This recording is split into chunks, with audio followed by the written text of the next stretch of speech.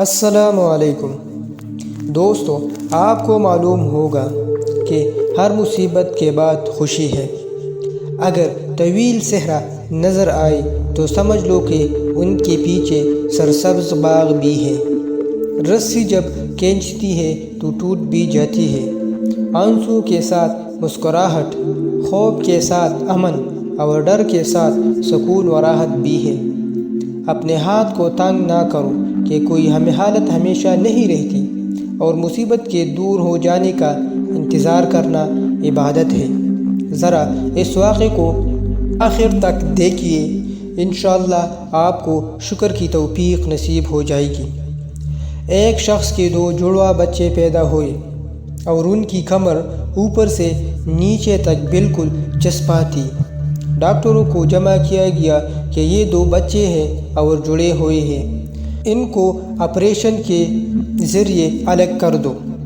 ڈاکٹروں نے کہا کہ اگر آپریشن کیا گیا تو دونوں بچے مر جائیں گے، اس لیے کہ جو رگیں ہیں وہ دونوں کی جڑی ہوئی ہے۔ دونوں کی پرورش کی گئی۔ اب ماں بیچاری ایک کو دودھ پلاتی ہے تو دوسرا الٹا پڑا رہتا ہے۔ غرض وہ اس طرح پالتی رہی یہاں تک کہ بچے 5-6 برس کے ہو گئے۔ ان کی تعلیم کا بندوبست کیا گیا۔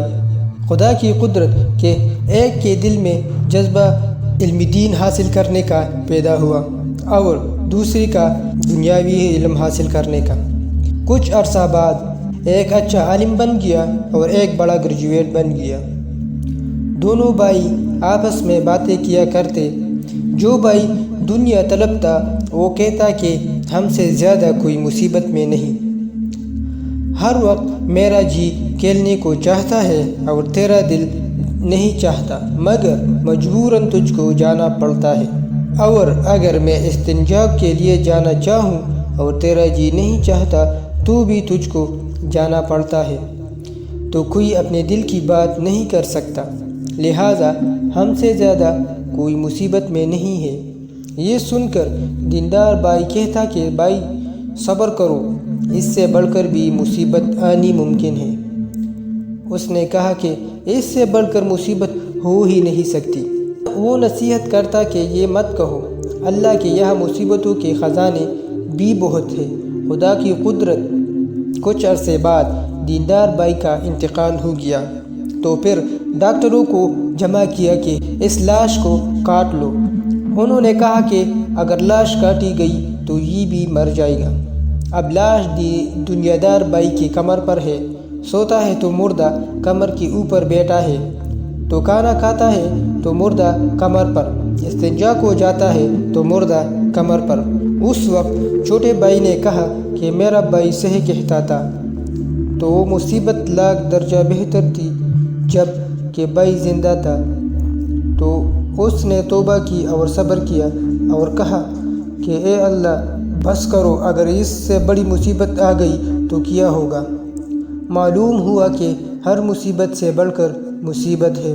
صبر کی ایک صورت یہ ہے کہ اہل مصائب کو سامنے رکھے، بالخصوص ان کو جن پر زیادہ مصیبت آئی ہے، تو خود بخود وہ شکر کرے گا کہ ہم سے زیادہ مصیبت فلاں پر آئی ہے۔